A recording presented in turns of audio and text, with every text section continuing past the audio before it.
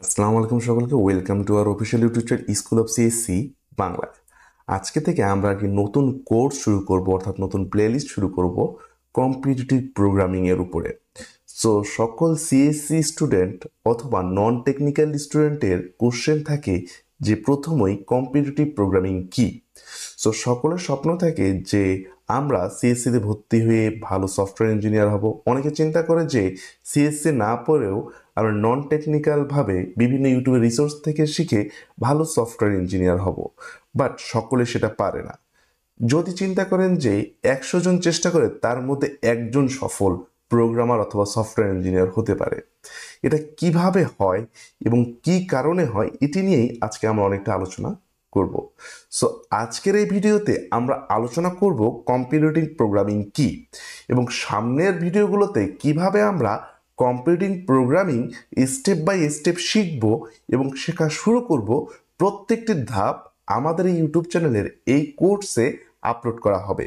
আমি নিজেও competitive programming করতে গিয়ে বিভিন্ন জায়গায় বাধাপ্রাপ্ত হয়েছি, কিভাবে কোথায় বাধাপ্রাপ্ত হয়েছি এবং কিভাবে সেটি উতরায় গিয়েছি সেটি নিয়েই আমার এই কোর্সটি। সো আমি আমার এই জার্নিটা আপনাদের সাথে শেয়ার করব। সো চলে যাওয়া যায় আমাদের প্রথম বিষয়। সো কম্পিটিটিভ প্রোগ্রামিং জিনিসটা কি? কম্পিটিটিভ প্রোগ্রামিং অর্থাৎ প্রতিযোগিতামূলক প্রোগ্রামিং জিনিসটা আসলে কি? সো কম্পিটিটিভ প্রোগ্রামিংটা বোঝার জন্য আমি একটি সহজ উদাহরণ দেই।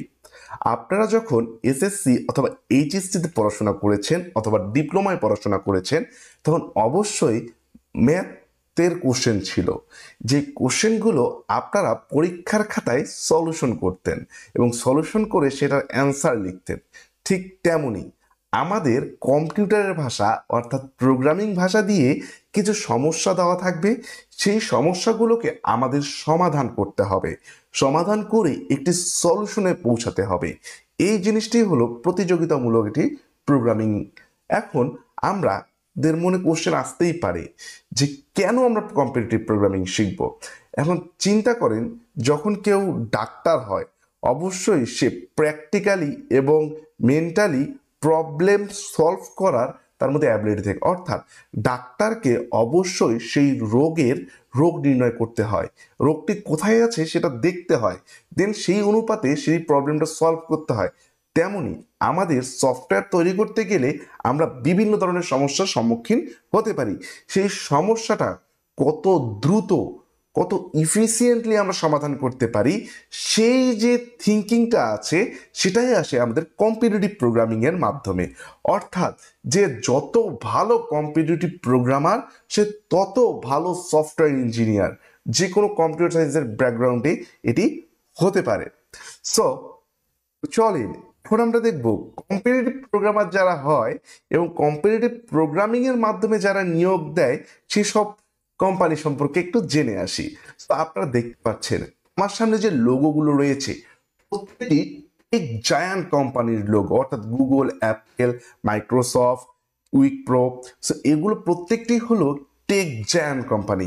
সো এরা হায়ারিং প্রসেস করে কিভাবে? এরা মেইনলি হায়ারিং প্রসেসের প্রথম ধাপটাই হয় কম্পিটিটিভ প্রোগ্রামিং কন্টেস্টের মাধ্যমে। অর্থাৎ তারা দেখে যে একজন প্রোগ্রামার সে কত ভালো থিঙ্কিং করতে পারে, একটা সমস্যাকে কত সহজে সমাধান করতে পারে এই জিনিসটা। কারণ যে যত ভালো সমস্যার সমাধান করতে পারবে সে তত ভালো সফটওয়্যার ইঞ্জিনিয়ার হতে পারবে। অনেকে ভাবে যে আমরা একটা কোর্স করব, কোর্স করেই সফটওয়্যার ইঞ্জিনিয়ার হয়ে যাব, HTML CSS শিখবো, দের একটা ফ্রেমওয়ার্ক শিখবো, সফটওয়্যার ইঞ্জিনিয়ার হবো।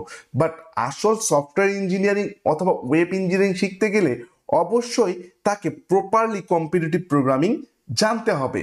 কারণ যদি তুমি একটা সফটওয়্যার তৈরি করতে চাও অবশ্যই সেখানে সমস্যার সম্মুখীন হবা, সেই সমস্যার সম্মুখীনটা কত ইফিসিয়েন্ট উপায়ে করতে পারবা এই জিনিসটা আসবে তোমার কম্পিটিটিভ প্রোগ্রামিংয়ের থিঙ্কিংয়ের মাধ্যমে।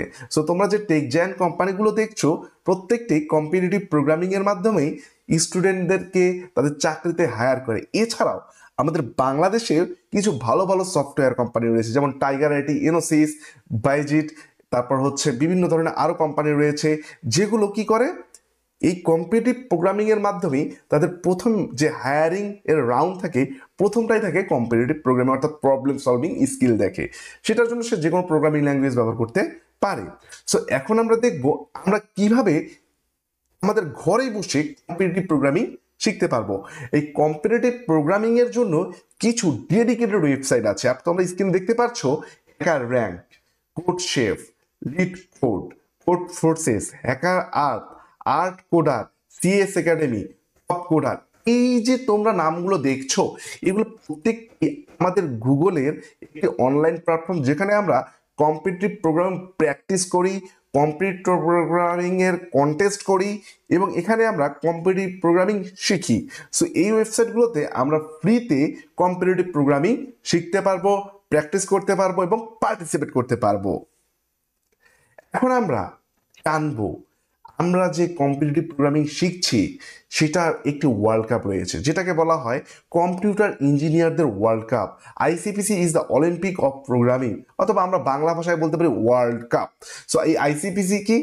International collegiate programming contest. এটার জন্য যে তোমাকে কম্পিউটার সায়েন্সেরই স্টুডেন্ট হতে হবে এমন কোনো কথা নাই। তুমি যদি আর্টস কমার্সের ব্যাকগ্রাউন্ডেরও হও, বাট তোমার মধ্যে যদি কম্পিটিটিভ প্রোগ্রামিং স্কিল থাকে, সো তুমিও এখানে পার্টিসিপেট করতে পারবা।